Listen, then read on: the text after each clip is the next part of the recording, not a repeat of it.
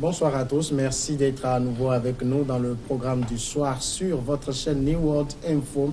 On va débuter avec le décryptage de l'actualité. On s'intéresse aux États-Unis, les élections à mi-mandat. Les Américains imposent finalement une cohabitation à Trump au niveau de la Chambre des représentants. Les démocrates ont donc reconquis cette chambre alors que le Sénat reste aux mains des républicains. On va évoquer le sujet avec Mamadou Diouf. Bonsoir Mamadou Diouf. Bonsoir Samuel. D'abord, est-ce qu'il y a une surprise dans ces résultats? À vrai dire, il n'y a pas de surprise puisque le président Trump a des soutiens et tout le monde sait qui sont ses soutiens. Et quand on regarde les 2 années de mandat, le président Trump n'a jamais manqué de faire un clin d'œil à ces soutiens-là parce qu'il pensait déjà à ces élections qui vont venir à mi-mandat au bout de 2 ans. De sorte qu'une bonne partie de ces soutiens ne l'ont pas véritablement lâché. C'est vrai que les gens s'attendaient à ce qu'il y ait des changements.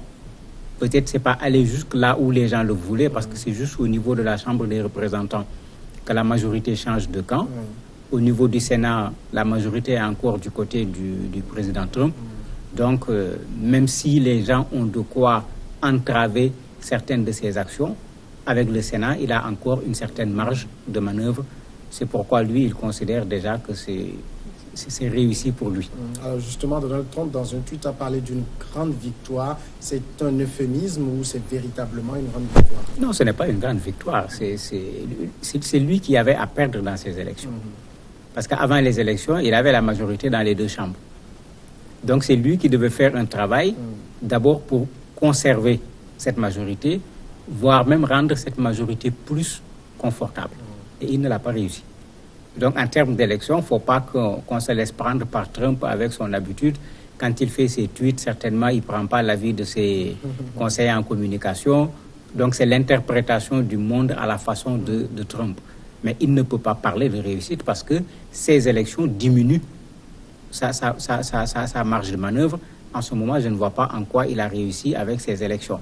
Ou bien peut-être il avait peur de perdre les 2 chambres. Et en se retrouvant avec une chambre, il est tellement content qu'il n'a pas pu s'empêcher de crier victoire.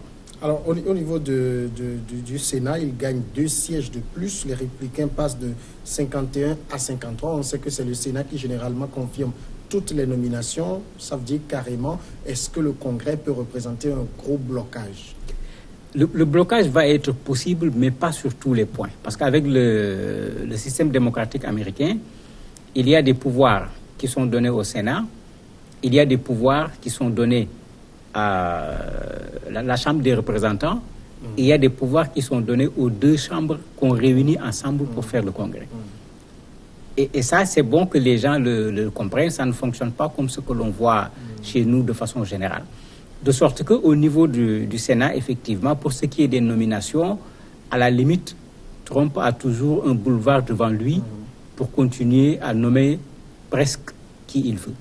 Parce que on l'a vu tout récemment avec le juge qu'il a voulu nommer.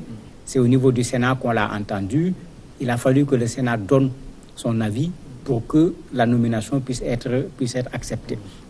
Au niveau du Congrès, il y a d'autres pouvoirs qui sont là-bas, qui vont surtout lui créer des problèmes au niveau législatif.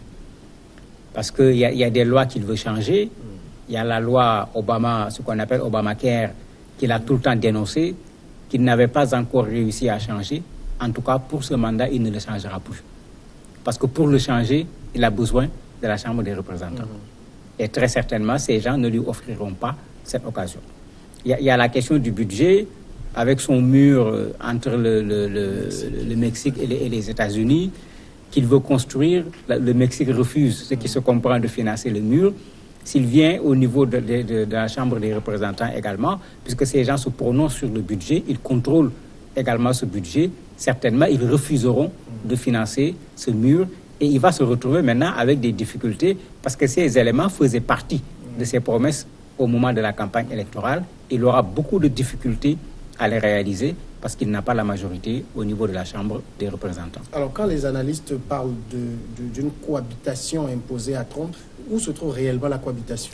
En fait, la cohabitation se trouve dans ce que je viens de dire, par exemple, parce qu'il y a des aspects où la Chambre des représentants a un poids.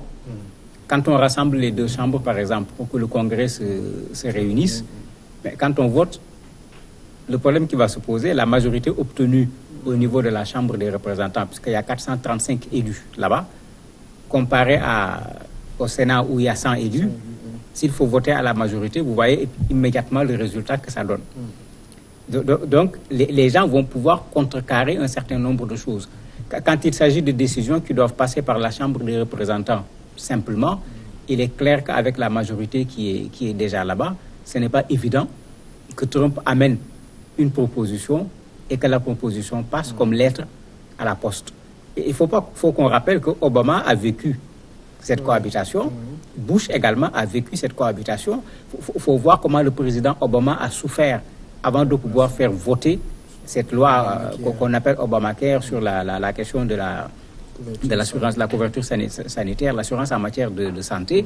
Il faut voir comment il a souffert. Ce qu'il avait fait souffrir, c'est qu'il ne dominait pas cette Chambre des représentants. Et c'est pourquoi on parle de cohabitation, parce qu'il va falloir à un certain moment aller à la limite, à la négociation avec les démocrates. On a entendu la chef des démocrates dire de façon claire, ça suffit la division entre les Américains, ils veulent agir ensemble. Ensemble, c'est clair, ça veut dire que vous ne viendrez pas faire passer une chose, parce que si on vote, nous sommes majoritaires, vous allez être obligés de discuter avec nous, et c'est cette discussion-là qui est la cohabitation, parce que ce Trump qui prenait toutes les décisions seul, il va avoir des problèmes, parce que le Trumpisme, si on peut l'appeler ainsi, va être freiné par la Chambre des représentants. Alors, mais comment s'explique que Donald Trump, qu'on a vu, qui a été un président pas très orthodoxe, ait quand même pu réussir à sauver les meubles dans ces mi-termes? En fait, ça se comprend. Le président Trump a vu qui est son électorat. Et pendant ces 2 mandats, pour quelqu'un qui l'a bien suivi, il n'a jamais lâché ses électeurs. Et même dans ses prises de position, on voit clairement la façon dont il s'occupe de ses électeurs. Quand il a déplacé l'ambassade des États-Unis pour l'amener à Jérusalem, mais c'était ça. C'était un appel du pied adressé clairement à son électorat. La façon dont il est en train de déployer l'armée sur la frontière avec le Mexique pour ne pas laisser ceux-là qu'il appelle des envahisseurs pénétrer au niveau des États-Unis, c'est un appel également qu'il lance à une partie de l'électorat blanc qui considère que la migration est en train de changer la configuration des États-Unis. Il faut réduire la migration, etc. Donc pendant 2 ans, Trump n'était plus dans la campagne électorale, c'est vrai, mais il continuait à maintenir son électorat. Et c'est ça qui l'a sauvé, parce que c'est son électorat qui est resté avec lui qui l'a sauvé. Il n'a pas gagné grand-chose avec d'autres électeurs au niveau de ces élections à mi-mandat. Alors, si on fait une comparaison entre le scénario vécu par Bush et Obama, qui ont également perdu le contrôle de ces chambres-là, est-ce que Trump s'en sort un peu mieux que ses 2 prédécesseurs sur le contrôle de ces chambres? Il ne s'en sort pas un peu mieux, parce qu'il y a un autre élément. Au niveau du Sénat, bien que les partisans de Trump soient majoritaires, il ne faut pas oublier qu'au niveau du Sénat, il y a des élus qui sont indépendants. Tous ne sont pas rangés, c'est vrai qu'ils ne sont pas nombreux.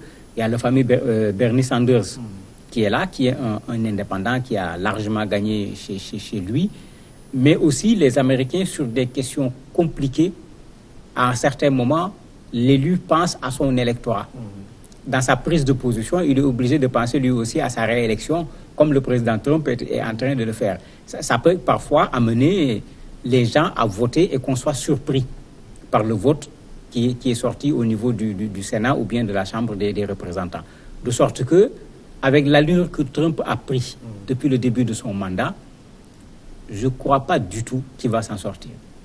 C'est vrai que certains qui lui créaient plein de problèmes, comme John McCain, ne sont plus de ce monde, mais certainement, il y aura d'autres qui vont sortir pour prendre sa place, et il n'aura pas le tapis vert devant lui pour faire ce qu'il veut avec les 2 années qui lui restent pour son mandat.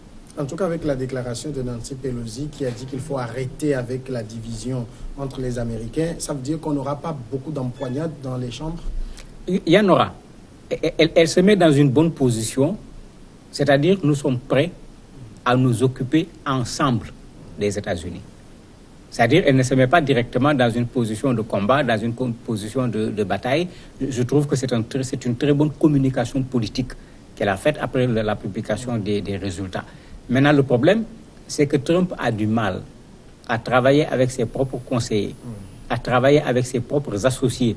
Il ne faut pas qu'on oublie, qu'on en a parlé ici, combien de personnes ont démissionné, l'ont quitté, ou lui-même, il les a renvoyés. Est-ce que celui qui n'est pas en mesure de travailler ensemble avec ses propres partisans peut travailler ensemble avec ceux qu'on peut considérer comme ses adversaires? Et c'est là où vraiment se posera le problème. Alors, Donald Trump a-t-il bénéficié quand même de cette vague de migrants qui arrivent vers les États-Unis et sur lesquels il a beaucoup communiqué? Ça lui a permis d'engranger des voix. Mais bien sûr, il a surfé, il a plus que communiqué, il a surfé là-dessus. C'était à la limite pour lui de l'aubaine que ça vienne à cette période. On l'a vu vraiment apeurer les Américains parce qu'il parlait d'envahisseurs. On a vu même certains pays d'Amérique latine se plaindre par rapport aux qualificatifs utilisés par rapport à ces personnes qui se déplacent et qui ne cherchent qu'à vivre mieux. Il a vraiment surfé sur cela. Et c'est comme si ça a marché parce que certains ont regardé un peu cette masse de personnes qui arrivent et chacun se pose la question, ces gens seront où? On a vu Fox News qui était plutôt du côté de Trump faire des reportages un peu partout, montrer même des zones où au départ c'est les Américains blancs qui étaient majoritaires et qu'à cause de la migration aujourd'hui ils sont devenus minoritaires dans leur propre localité.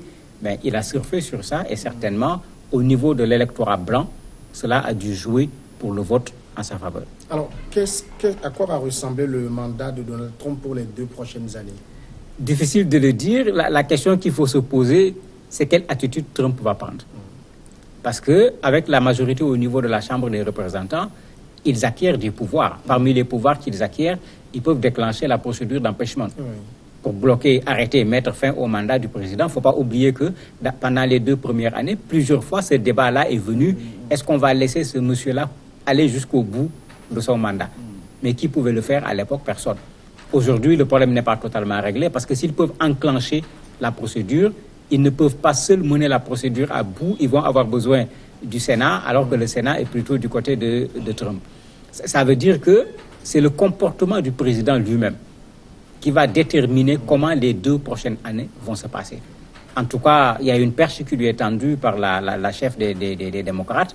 S'il sait lire le message qu'on lui a envoyé, il va saisir cette perche, il pourra faire ces 2 années sans trop de difficultés. S'il ne sait pas lire le message, c'est clair que la division des États-Unis dont on parle de plus en plus va être plus évidente pendant ces 2 prochaines années. Il y a un taux de participation de 47% contre 37%. Il y a seulement en 2014. Ça veut dire quoi? Pourquoi autant d'engouement pour cette fois-ci? En fait, il y avait 2 choses dedans. La première chose, c'est que Trump a vraiment chauffé à blanc ses troupes. Mais on a vu également le président Obama à un certain moment, parce qu'il y a ce manque de leader aujourd'hui au niveau du côté démocrate, qui s'est levé pour pratiquement prendre le devant.